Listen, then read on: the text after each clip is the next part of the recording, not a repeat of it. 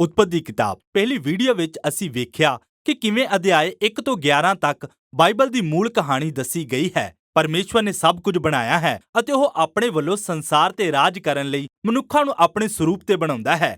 ਮਨੁੱਖ ਨੇ ਪਾਪ ਅਤੇ ਵਿਦਰੋਹ ਨੂੰ ਚੁਣਿਆ ਅਤੇ ਇਸ ਲਈ ਸੰਸਾਰ ਕਾਬੂ ਤੋਂ ਬਾਹਰ ਹੋ ਕੇ ਹਿੰਸਾ ਅਤੇ ਮੌਤ ਦੇ ਵਸ ਵਿੱਚ ਆ ਗਿਆ। ਇਹ ਸਭ ਬਾਬਲ ਦੇ ਲੋਕਾਂ ਦੀ ਬਗਾਵਤ ਅਤੇ ਉਹਨਾਂ ਦੇ ਖਿੰਡ ਜਾਣ ਦੇ ਕਾਰਨ ਹੋਇਆ ਅਤੇ ਇਸ ਲਈ ਵੱਡਾ ਸਵਾਲ ਇਹ ਹੈ, ਪਰਮੇਸ਼ਵਰ ਆਪਣੇ ਸੰਸਾਰ ਨੂੰ ਬਚਾਉਣ ਅਤੇ ਛਡਾਉਣ ਲਈ ਕੀ ਕਰਨ ਜਾ ਰਿਹਾ ਹੈ। ਖੈਰ, ਬਾਬਲ ਤੋਂ ਖਿੰਡਣ ਤੋਂ ਬਾਅਦ ਲੇਖਕ ਸਿਰਫ ਇੱਕ ਹੀ ਪਰਿਵਾਰ ਦੀ ਵੰਸ਼ਾਵਲੀ ਤੇ ਨਿਗਾਹ ਰੱਖਦਾ ਹੈ, ਜੋ ਕਿ ਬਾਅਦ ਵਿੱਚ ਅਬਰਾਮ ਨਾਮ ਦੇ ਵਿਅਕਤੀ ਤੱਕ ਲੈ ਜਾਂਦੀ ਹੈ, ਜੋ ਬਾਅਦ ਵਿੱਚ ਅਬਰਾਮ ਦੇ ਨਾਮ ਨਾਲ ਜਾਣਿਆ ਗਿਆ। 12ਵੇਂ ਅਧਿਆਇ ਦੇ ਆਰੰਭ ਵਿੱਚ ਅਬਰਾਹਮ ਨਾਲ ਪਰਮੇਸ਼ਵਰ ਦਾ ਵਾਅਦਾ ਕਹਾਣੀ ਨੂੰ ਇੱਕ ਨਵੀਂ ਲਹਿਰ ਦਿੰਦਾ ਹੈ। ਪਰਮੇਸ਼ਵਰ ਅਬਰਾਹਮ ਨੂੰ ਆਪਣਾ ਘਰ ਛੱਡ ਕੇ ਕਨਾਨ ਦੀ ਧਰਤੀ ਨੂੰ ਜਾਣ ਲਈ ਕਹਿੰਦਾ ਹੈ, ਜਿਸ ਬਾਰੇ ਪਰਮੇਸ਼ਵਰ ਨੇ ਕਿਹਾ ਕਿ ਉਹ ਇੱਕ ਦਿਨ ਉਸ ਦੀ ਹੋ ਜਾਏਗੀ ਅਤੇ ਪਰਮੇਸ਼ਵਰ ਵਾਅਦਾ ਕਰਦਾ ਹੈ ਕਿ ਉਹ ਉਸ ਧਰਤੀ ਤੇ ਅਬਰਾਹਮ ਨੂੰ ਇੱਕ ਮਹਾਨ ਜਾਤੀ ਬਣਾਵੇਗਾ ਅਤੇ ਉਸ ਦਾ ਨਾਮ ਮਹਾਨ ਬਣਾਵੇਗਾ ਅਤੇ ਉਸ ਨੂੰ ਅਸ਼ੀਸ਼ ਦੇਵੇਗਾ।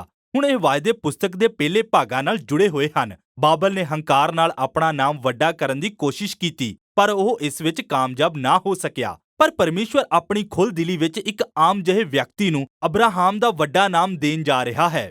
ਅਬਰਾਹਮ ਨੂੰ ਪਰਮੇਸ਼ਵਰ ਦੀ ਅਸ਼ੀਸ਼ ਵਿੱਚ ਮੂਲ ਅਸ਼ੀਸ਼ ਦੀ ਝਲਕ ਦਿਖਾਈ ਦਿੰਦੀ ਹੈ, ਜੋ ਪਰਮੇਸ਼ਵਰ ਨੇ ਮਨੁੱਖ ਨੂੰ ਆਰੰਭ ਵਿੱਚ ਦਿੱਤੀ ਸੀ। ਇਸ ਲਈ ਸਵਾਲ ਇਹ ਹੈ ਕਿ ਪਰਮੇਸ਼ਵਰ ਅਬਰਾਹਮ ਅਤੇ ਉਸ ਦੇ ਪਰਿਵਾਰ ਨੂੰ ਅਸ਼ੀਸ਼ ਕਿਉਂ ਦੇਣ ਜਾ ਰਿਹਾ ਹੈ। ਪਰਮੇਸ਼ਵਰ ਦੇ ਵਾਅਦੇ ਦਾ ਆਖਰੀ ਵਾਕ ਇਸ ਨੂੰ ਸਪਸ਼ਟ ਕਰਦਾ ਹੈ, ਤਾਂ ਜੋ ਧਰਤੀ ਦੇ ਸਾਰੇ ਘਰਾਣੇ ਪਰਮੇਸ਼ਵਰ ਤੋਂ ਅਸ਼ੀਸ਼ ਪਾਉਣ। ਇਹ ਬਾਈਬਲ ਦੀ ਪੂਰੀ ਕਹਾਣੀ ਨੂੰ ਸਮਝਣ ਦੀ ਕੁੰਜੀ ਹੈ। ਪਰਮੇਸ਼ਵਰ ਦੀ ਯੋਜਨਾ ਅਬਰਾਹਮ ਦੇ ਪਰਿਵਾਰ ਦੁਆਰਾ ਉਸ ਦੇ ਵਿਦਰੋਹੀ ਸੰਸਾਰ ਨੂੰ ਬਚਾ ਕੇ ਅਸ਼ੀਸ਼ ਦੇਣ ਦੀ ਹੈ। ਇਹੀ ਕਾਰਨ ਹੈ ਕਿ ਪੁਰਾਣੇ ਨੇਮ ਦੀ ਬਾਕੀ ਕਹਾਣੀ ਸਿਰਫ ਇਸ ਇੱਕ ਪਰਿਵਾਰ ਤੇ ਕੇਂਦਰਿਤ ਹੁੰਦੀ ਹੈ, ਜਿਨ੍ਹਾਂ ਨੂੰ ਬਾਅਦ ਵਿੱਚ ਇਸਰਾਇਲ ਦੇ ਲੋਕ ਕਿਹਾ ਗਿਆ। ਇਹੀ ਕਾਰਨ ਹੈ ਕਿ ਬਾਅਦ ਵਿੱਚ ਇਸਰਾਇਲ ਨੂੰ ਸਨਈ ਪਹਾੜ ਤੇ ਜਾਜਕਾਂ ਦਾ ਰਾਜ ਵੀ ਕਿਹਾ ਜਾਵੇਗਾ। ਪਰਮੇਸ਼ਵਰ ਉਹਨਾਂ ਦੀ ਵਰਤੋਂ ਬਾਕੀ ਸਾਰੀਆਂ ਕੌਮਾਂ ਨੂੰ ਇਹ ਦਿਖਾਉਣ ਲਈ ਕਰਨਾ ਚਾਹੁੰਦਾ ਹੈ ਕਿ ਉਹ ਕਿਹੋ ਜਿਹਾ ਹੈ।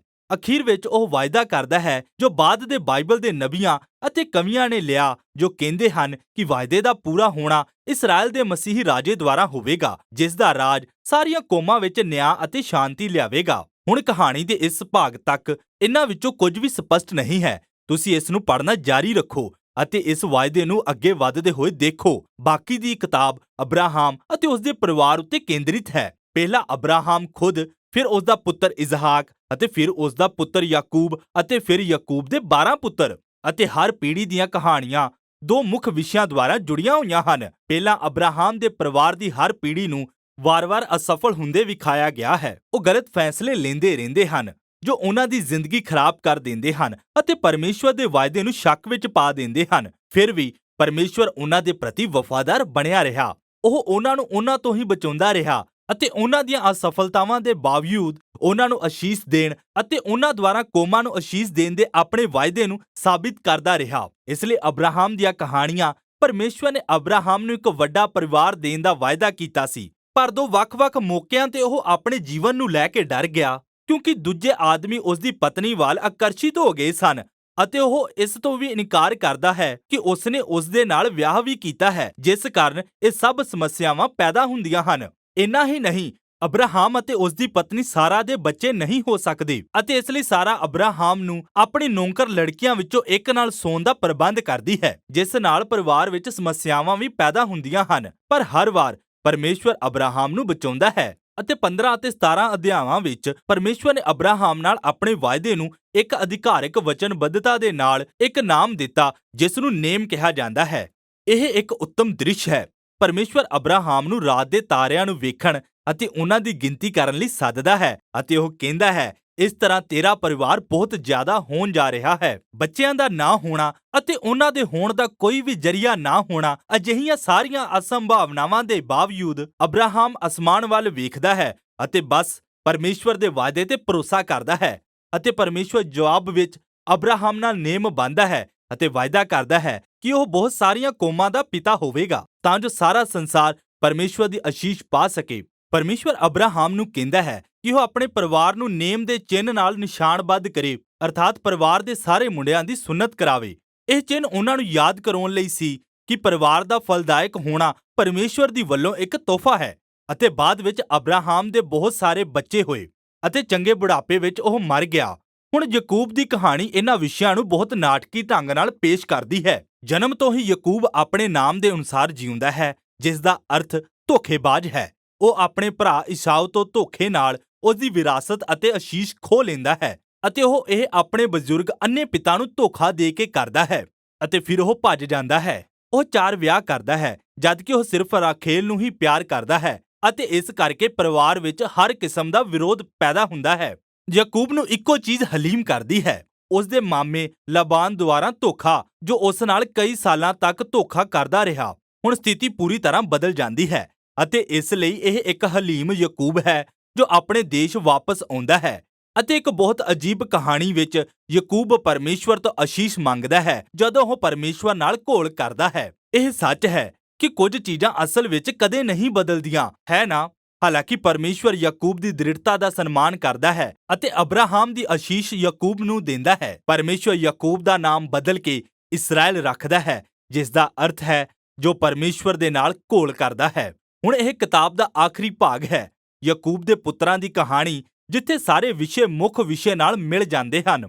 ਯਾਕੂਬ ਆਪਣੇ ਦੂਜੇ ਸਭ ਤੋਂ ਛੋਟੇ ਪੁੱਤਰ ਯੂਸਫ ਨੂੰ ਹੋਰਨਾਂ ਨਾਲੋਂ ਜ਼ਿਆਦਾ ਪਿਆਰ ਕਰਦਾ ਹੈ ਅਤੇ ਉਹ ਉਸ ਨੂੰ ਇੱਕ ਵਿਸ਼ੇਸ਼ ਚੋਲਾ ਦਿੰਦਾ ਹੈ। ਯੂਸਫ ਦੇ 10 ਵੱਡੇ ਭਰਾ ਉਸ ਨਾਲ ਨਫ਼ਰਤ ਕਰਦੇ ਹਨ ਅਤੇ ਉਹ ਯੂਸਫ ਨੂੰ ਅਗਵਾਹ ਕਰ ਲੈਂਦੇ ਹਨ ਅਤੇ ਉਸ ਨੂੰ ਮਾਰ ਦੇਣ ਦੀ ਯੋਜਨਾ ਬਣਾਉਂਦੇ ਹਨ। ਪਰ ਇਸ ਦੀ ਬਜਾਏ ਉਹ ਯੂਸਫ ਨੂੰ ਮਿਸਰ ਵਿੱਚ ਦਾਸ ਦੇ ਰੂਪ ਵਿੱਚ ਵੇਚਣ ਦਾ ਫੈਸਲਾ ਕਰਦੇ ਹਨ, ਜਿੱਥੇ ਉਹ ਆਖਿਰ ਜੇਲ੍ਹ ਵਿੱਚ ਜਾਂਦਾ ਹੈ। ਪਰਿਵਾਰਿਕ ਅਸਫਲਤਾ ਦੇ ਬਾਰੇ ਗੱਲ ਕਰੋ।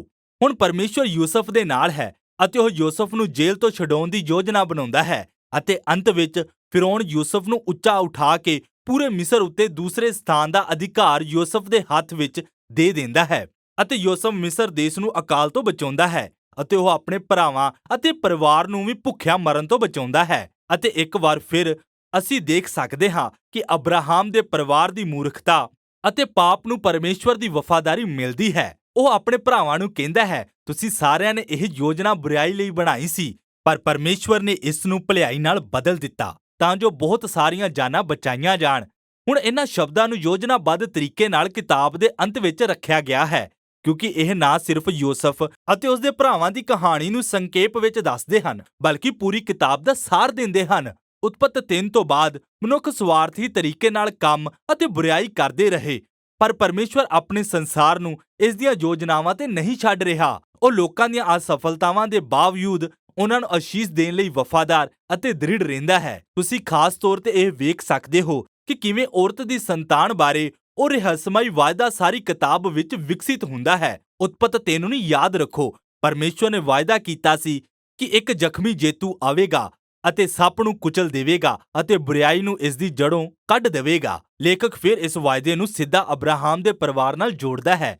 ਇਹ ਇਸ ਗੱਲ ਦਾ ਹਿੱਸਾ ਹੈ ਕਿ ਕਿਵੇਂ ਪਰਮੇਸ਼ਵਰ ਆਪਣੀ ਅਸ਼ੀਸ਼ ਕੌਮਾਂ ਨੂੰ ਦਿੰਦਾ ਹੈ। ਅਬਰਾਹਮ ਤੋਂ ਇਹ ਵਾਅਦਾ ਯਾਕੂਬ ਦੇ ਚੌਥੇ ਪੁੱਤਰ ਯਹੂਦਾ ਨਾਲ ਜੋੜਿਆ ਜਾਂਦਾ ਹੈ ਅਤੇ ਇਹ ਇਸ ਤਰ੍ਹਾਂ ਹੈ। 39 ਅਧਿਆਇ ਦੀ ਇੱਕ ਬਹੁਤ ਹੀ ਮਹੱਤਵਪੂਰਨ ਕਵਿਤਾ ਵਿੱਚ ਜਦੋਂ ਬਿਰਧ ਯਾਕੂਬ ਆਪਣੀ ਮੌਤ ਦੇ ਬਿਸਤਰ ਉੱਤੇ ਸੀ, ਉਹ ਆਪਣੇ 12 ਪੁੱਤਰਾਂ ਨੂੰ ਅਸ਼ੀਸ਼ ਦੇਣਾ ਚਾਹੁੰਦਾ ਸੀ। ਜਦੋਂ ਯਹੂਦਾ ਦੀ ਵਾਰੀ ਆਉਂਦੀ ਹੈ ਤਾਂ ਯਾਕੂਬ ਭਵਿੱਖਬਾਣੀ ਕਰਦਾ ਹੈ ਕਿ ਯਹੂਦਾ ਇਸਰਾਏਲ ਦੇ ਸ਼ਾਹੀ ਆਗੂਆਂ ਦਾ ਗੋਤ ਬਣੇਗਾ ਅਤੇ ਇੱਕ ਦਿਨ ਇੱਕ ਰਾਜਾ ਆਵੇਗਾ ਜੋ ਸਾਰੀਆਂ ਕੌਮਾਂ ਨੂੰ ਆਗਿਆਕਾਰੀ ਦਾ ਆਦੇਸ਼ ਦੇਵੇਗਾ ਅਤੇ ਸਾਰੇ ਸੰਸਾਰ ਨੂੰ ਬਾਗ ਦੀ ਅਸ਼ੀਸ਼ ਬਹਾਲ ਕਰਕੇ ਪਰਮੇਸ਼ਵਰ ਦੇ ਵਾਅਦੇ ਨੂੰ ਪੂਰਾ ਕਰੇਗਾ।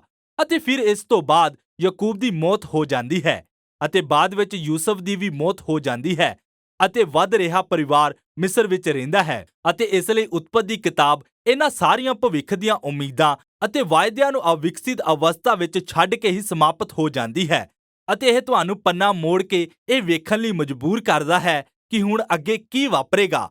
ਉਤਪਤ ਦੀ ਕਿਤਾਬ ਦੇ ਬਾਰੇ ਬਸ ਇੰਨਾ ਹੀ।